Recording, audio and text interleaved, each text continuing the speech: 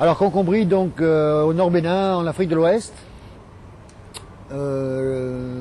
frontière Burkina Faso, à plein nord le Burkina, un peu à l'ouest, nord-ouest le Niger.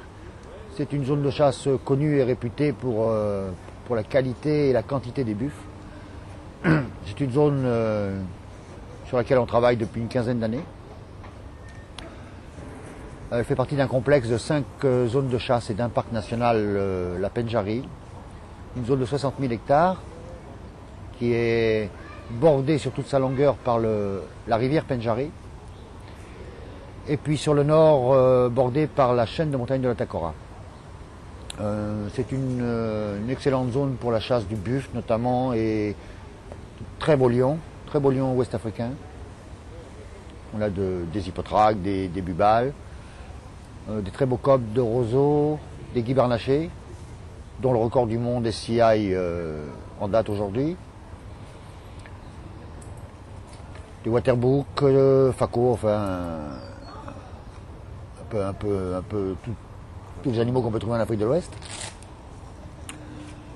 On a actuellement un programme de protection et d'aménagement des zones de chasse et du parc national, géré par le SINAGREF, depuis 5 ans maintenant, et on a noté une nette évolution dans la lutte anti-braconnage et au niveau de la densité des populations animales. La chasse se déroule au Bénin du 15 décembre au 15 mai, avec une période fraîche en janvier jusqu'à mi-février. Ensuite, on va vers le chaud et très chaud jusqu'à fin avril. Puis début mai, on commence à avoir des pluies. On termine donc le 15 mai, notamment à cause des pluies. Et puis, c'est la période de reproduction aussi, donc obligé d'arrêter de chasser. Donc, la zone de Concombrie jouit d'une quantité de buffles exceptionnelle pour l'Afrique de l'Ouest. Elle jouit aussi d'une grande quantité de lions et bien sûr d'antilopes. Concernant la chasse du buffle, elle se pratique bien sûr essentiellement au pistage. On a la chance, de par sa diversité et de la quantité, de prendre les buffles tous les jours. En général, nous partons le matin vers 6h, 6h30 du matin, à la recherche bien sûr de traces sur les pistes. Et à partir de là, nous attaquons le pistage à pied, qui peut aussi bien prendre entre 15 minutes et 2 heures selon les cas. Mais enfin, dans l'ensemble, on les prend assez vite et la quantité de buffles fait qu'on peut se permettre de lâcher des troupeaux pour aller reprendre des traces plus fraîches un peu plus tard dans la matinée. Donc en effet, la densité des buffles est vraiment très très importante. Depuis tous les ans, on a la chance de prélever de très très beaux trophées, ce qui n'est pas négligeable.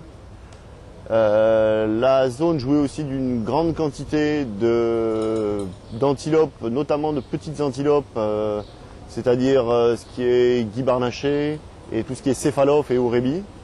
On les chasse essentiellement aux abords de la chaîne de montagne de la Takora, qui jouit d'un biotope assez exceptionnel pour ces animaux, et dans les galeries forestières de la rivière Pendjari. Et bien entendu, on a aussi tous les autres animaux tels que les antilopes rouanes, les redonkas, les waterbook et les lions, qui sont là aussi en grande quantité, mais où les quotas ne nous permettent pas bien sûr d'en prélever énormément dans l'année. Mais nous avons beaucoup de félins sur la zone. Donc au-delà de la quantité et de la diversité, on a tous les ans la chance de tirer de très très beaux trophées. Concernant les buffles, on tire régulièrement des buffles de 70 cm à peu près. On tire aussi quelques très beaux trophées de 73, 74. On a tiré un 77 sur la saison dernière. Concernant les guibarnachés, la moyenne, on ne fait jamais tirer de guibes en dessous de 30-31 cm. Le record du monde d'ailleurs SCI a été tiré sur la zone il y a quelques temps. Pareil pour le Redonka, où on détient aussi le record du monde SCI. Concernant les kobas, la moyenne pour les antilopes rouanes est de l'ordre d'à peu près 70 cm. Concernant les buffles, on tire chaque année de très très beaux trophées. On fait régulièrement des 70, on a tiré aussi des 73, 74, même un 77 là, il y a peu de temps. Concernant les cobas, les antilopes roannes, on tire en moyenne des antilopes qui font 70 cm. Et on a de très très beaux trophées, notamment sur les guibarnachés. On tire jamais des moins de 30 et on tire régulièrement des 33, 34. On a même le record du monde des SCI, du guibarnaché, ainsi que le redonka où on a aussi de très très beaux trophées et où on détient aussi le record du monde des SCI sur le redonka. Concernant les lions, nous tirons aussi tous les ans en général de très très très beaux lions. On a vraiment des lions de très très belle qualité pour l'Afrique de l'Ouest.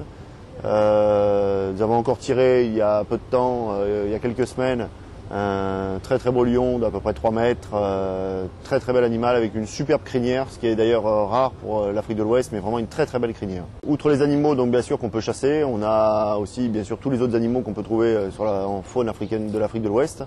C'est-à-dire on a une grande densité d'éléphants, qui jusqu'à présent on ne peut pas tirer, mais dont la densité est vraiment importante. Nous avons aussi bien sûr les hyènes tachetées, caracals, guépards, du léopard et tout un tas d'autres animaux qui sont bien sûr intégralement protégés.